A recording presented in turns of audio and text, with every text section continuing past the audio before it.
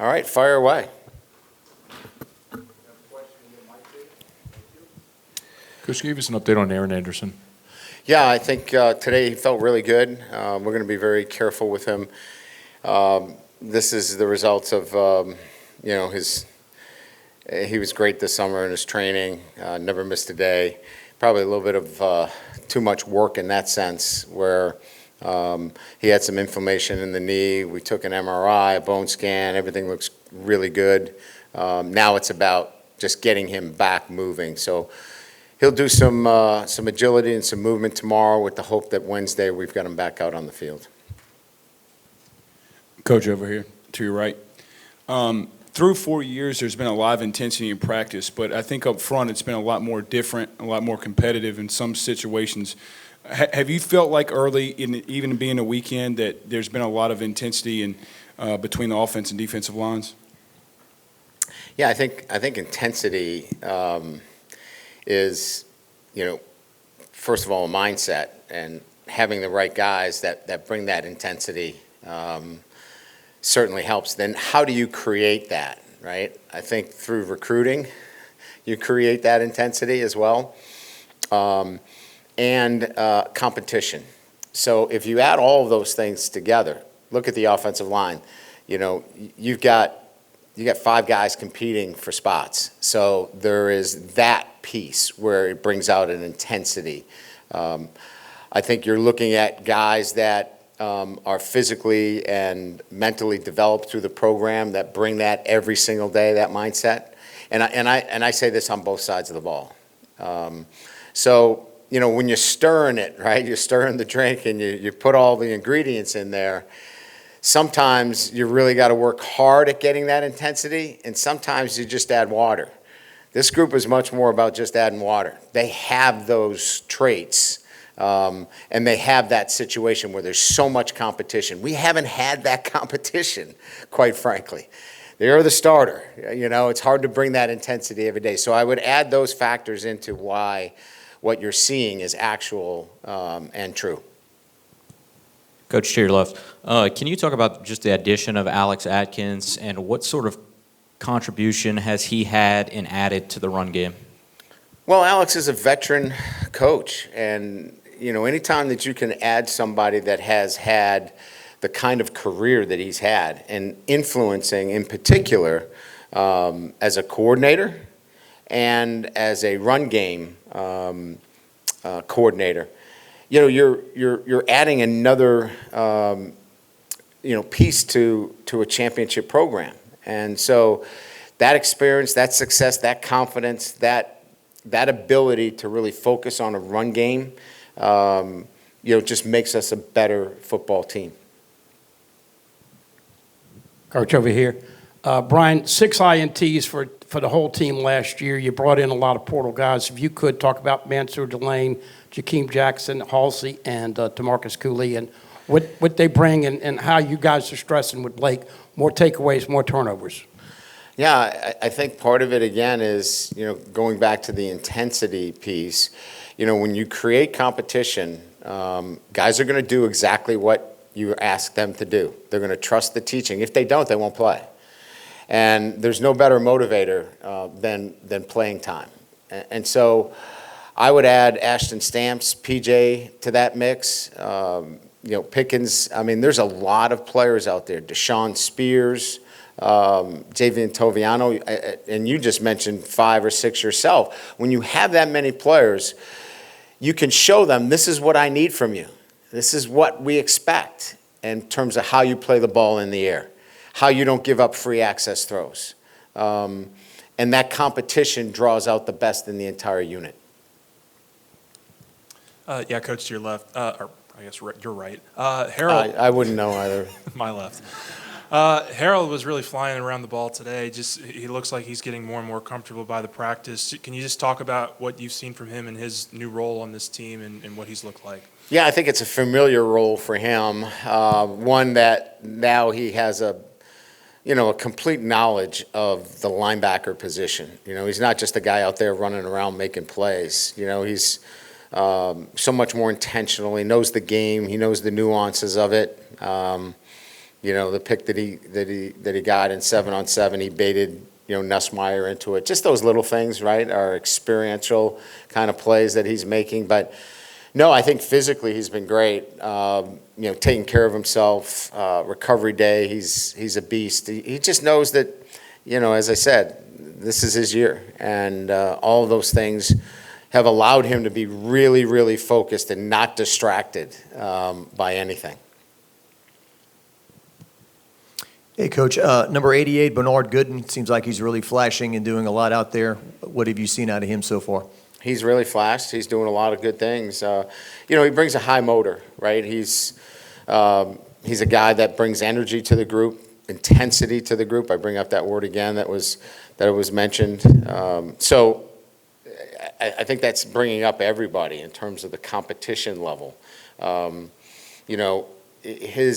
His abilities fit the defensive structure that Blake likes to run. We're aggressive, move in the front, and he just has a great sense in terms of getting off blocks. And sometimes that's a hard trait to teach. You just can or you can't, and he's very difficult to block. Yeah, Brian, has Aaron Burrell improved enough to maybe be a long-distance field goal specialist for, and a pooch point because he gets the ball a mile high from 30 yards. Yeah, we like his progress, certainly. We were very intentional in the offseason. Jack Marucci did a great job with our kickers. He worked specifically with them with TrackMan and increasing their leg speed. Aaron's consistently been in the low 70s, which is elite NFL speed. He's just got to throw strikes. He can kick it from whatever distance you throw it out there, but he's got to put it through the uprights. And that's what he's working on, his accuracy, which is about consistency in his steps and all the things that go to just hitting it down the middle every time. On the other hand, Damian Ramos has increased from 67 miles an hour to 71. That is a huge increase. And again, I give Jack and his sports performance staff an incredible kudos for the work that they've done with him to stretch him out, if you will, right? To get into the high 50s and that range that not only may we need, but the NFL is going to need it. Because we know about his demeanor in the moment. The big moments, he's never backed down. He's been excellent in the big moments. So we feel like we're really blessed with both those guys. Brian, right here. Last week we talked about the continuity with your coaching staff, and you said that Blake and Joe don't have anything to prove. What kind of growth have you seen in those two over the last year, I guess, whether it be anecdotal or just comfort level in their positions? Well, I think from a staff standpoint, more than anything else, is understanding the expectations of, the way we want to teach our players and how we coach them on a day-to-day basis. We want to be positive and demanding at the same time. I think they feel really comfortable from that perspective. So my first prerequisite is, what are the relationships that you've built with the team and the individuals on your unit? And I think both of them feel so much more comfortable going to year two that know the guys and know their strengths and weaknesses. And then as what I said earlier is that I think that they're at that point now where they've gone through a season, they know what the SEC looks like, they know what to expect each and every week. And that knowledge, as we've kind of, looked at Garrett Nussmeier in the same way, right? Garrett comes back for a second year. That experience is going to be awesome for him, and it'll be for those guys. Hey, Coach. Jason Sharon from Gridiron Football. Just want to ask you about Jawan Johnson, just his versatility and seeing him at quarterback, running back, receiver, and obviously he was a deep B last year. So just talk about how he's adjusted to those new roles and what you want to see from him moving forward. Well, he's given everything we've asked him, probably more. He's a special kid. He'll do anything. We got him working at quarterback right now. Wide receiver, running back. I think when it comes to making a decision on Jawan, it's, how far do we go this year with him? Because we didn't redshirt him last year. And I want to make sure that his time is valuable. and impactful. So whatever happens with Jawan, he's going to play 4 games. The question is whether he plays 5. And that will be dictated as he performs and as the offense kind of works around him. But we love him and what he's doing for our program. Hey, Coach. Trey Green, I noticed the other day, Coach is working with the fundamentals of blocking with him. How's that part of his game coming along? Well, here's the first thing that I can say. You can't be an inline blocker at that position unless you're willing. And I've had a lot of really good inline blockers that weren't willing. Inline tight ends that weren't willing. He wants to get in there and mix it up. So this is really about taking a guy that's 6'7", that's long levered, and getting him in leveraged positions. You might say, well, he's in great leverage. Well, the game is played from low to high. And so we've got to get him in great leverage positions, and that's really most of it, is not playing too high.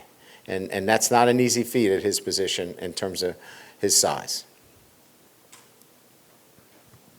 Hey, Brian, seems like y'all have had a few different left guards over the past couple of days. Mabenga, Chester, I think Coneckles got in there at one point.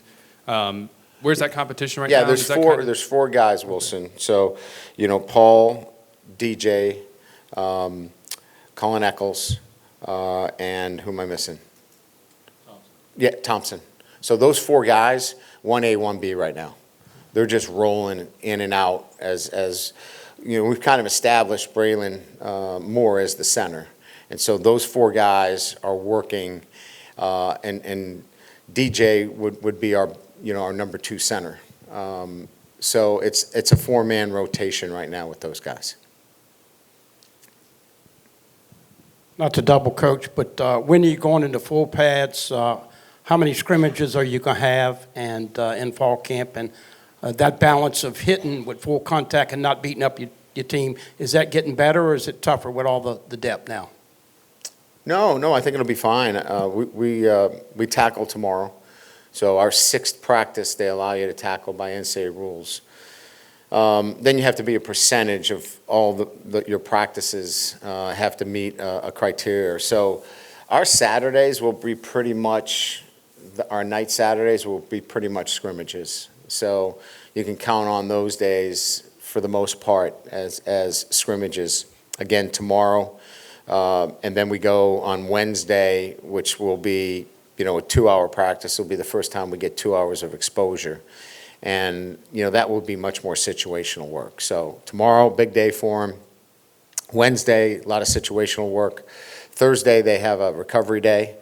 And then we go Friday leading into a scrimmage on Saturday. That's kind of the week right now. Hey, Coach, back to your left here. Going back to Monsour Delane, what kind of sticks out about his skill set? And it kind of seems like just in camp so far, he's got the ability to read the quarterback really well. Have you seen that? Yeah, I think experience. Look at all the players that are playing out there. Ashton Stamps has similar experience.